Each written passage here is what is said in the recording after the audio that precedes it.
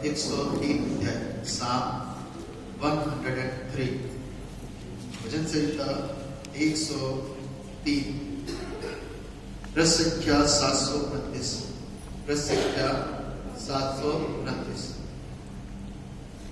यहाँ पर इस प्रकार से लिखा हुआ है। हम एक एक पद को एक साथ पढ़ने चले जाएंगे। हे मेरे मन यहोवा को धन कहे और जो कुछ मुझ में है वो उसके पवित्र नाम को धन्य कहे।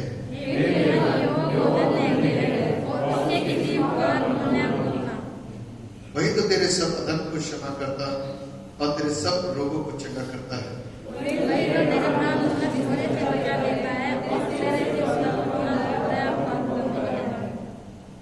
वही तो तेरी लालसा को उत्तम पदार्थों से तृप्त करता है, जिससे तेरी जवानी उकाब के समान नहीं हो जाती है। उसने मूसा को अपनी गति और इस्राएलियों पर अपने कार्य प्रकट किए।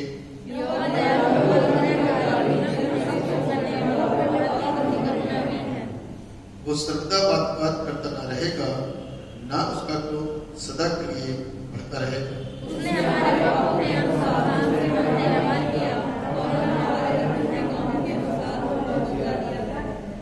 जैसे आकाश पृथ्वी के ऊपर ऊंचा है, वैसे ही उसकी करुणा उसके डरवैयों के ऊपर प्रबल है।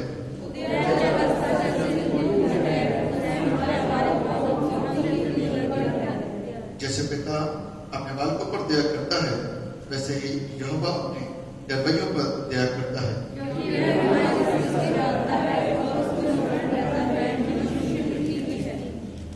मनुष्य की आयु घास के समान होती है, मैदान के फूल के समान फूलता है।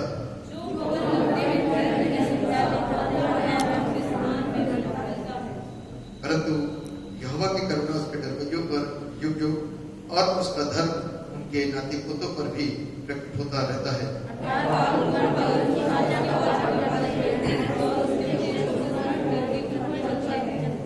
यहोवा ने तो अपना सिंहासन स्वर्ग में स्थिर किया है और उसका राज्य पूरी सृष्टि पर है।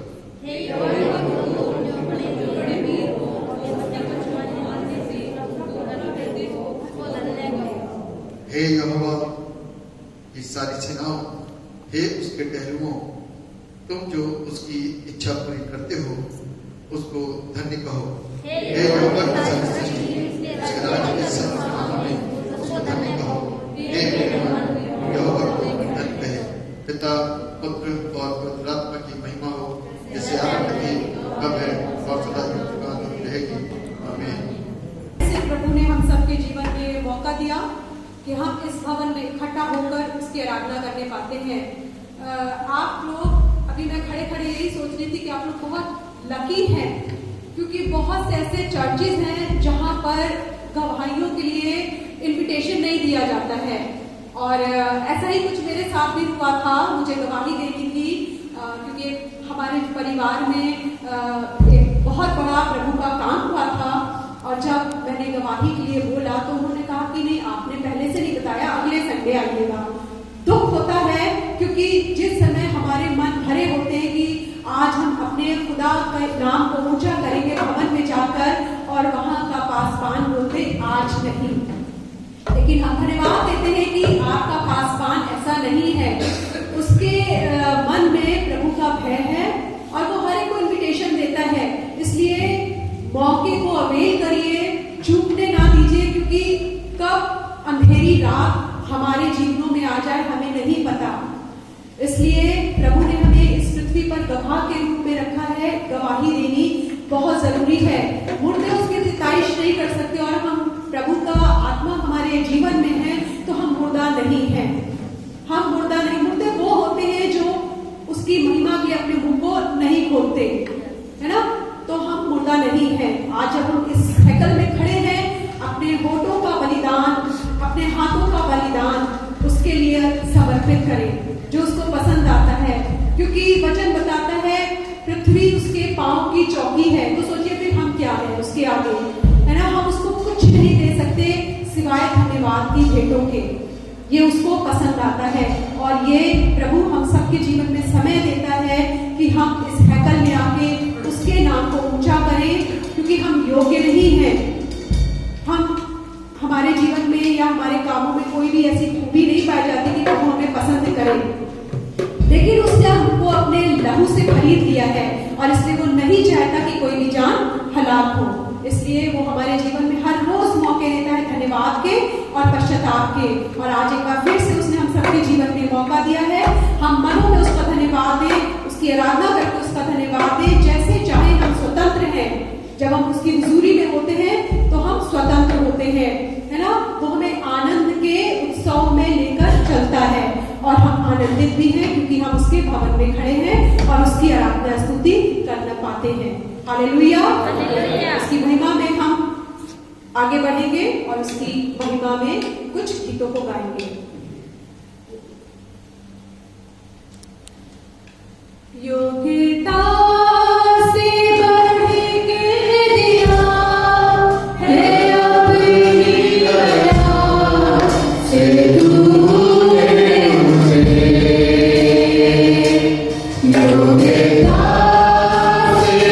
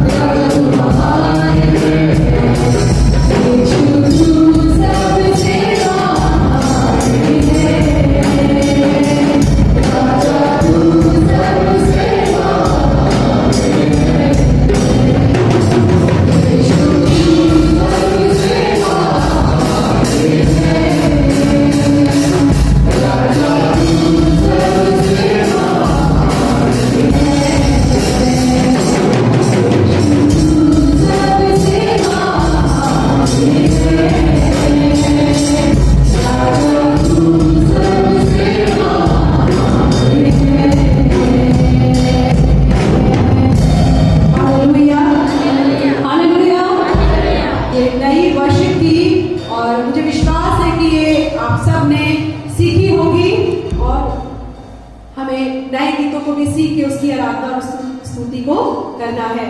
और हम वर्शिप में आगे चलेंगे।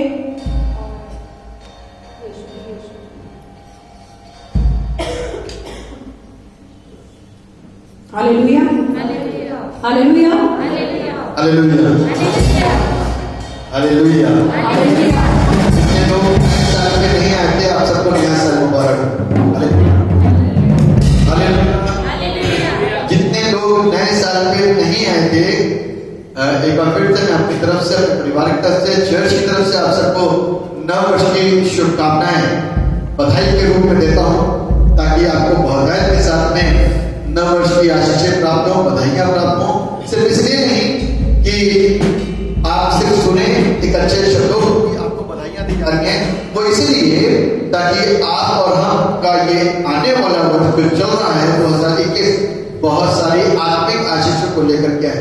सांसारिक और शारीरिक आशीषें तो हमने 2020 में भी प्राप्त करी, लेकिन आत्मिक आशीषों के लिए मैं आपकी बधाइयां देना चाहता हूं कि आत्मिक आशीषें आपको यीशु के नाम के द्वारा इस वर्ष में बल और ताकत के साथ में प्राप्त हो सके।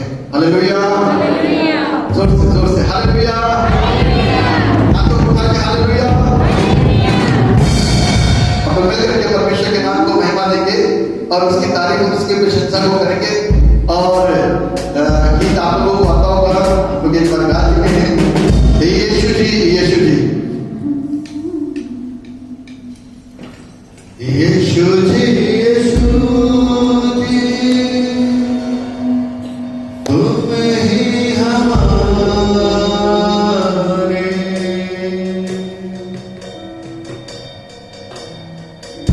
यीशु जी, यीशु जी,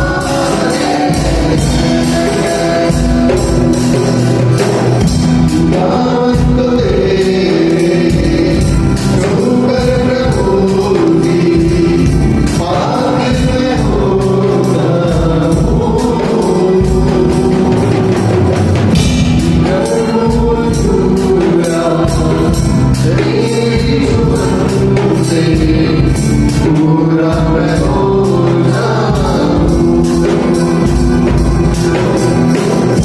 दामन को तेरे छूकर प्रभुजी आगे मैं हो जाऊं। जब हूँ दूरा तेरी जुबान से पूरा मैं हो जाऊं।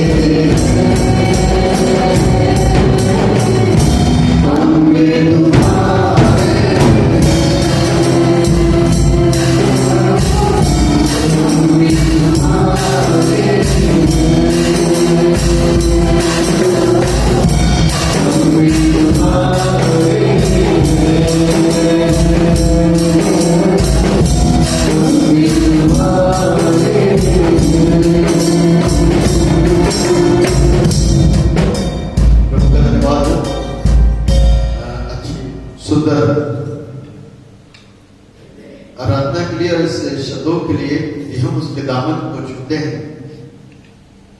तो बाइबल हमको बताती है कि सिर्फ दामन के छू लेने के द्वारा ही वो स्त्री का रोग जो 12 वर्ष से था वो दूर हो गया और उसने चंगाई को प्राप्त किया, क्योंकि परमेश्वर के दामन में वो सामर्थ निकलती है।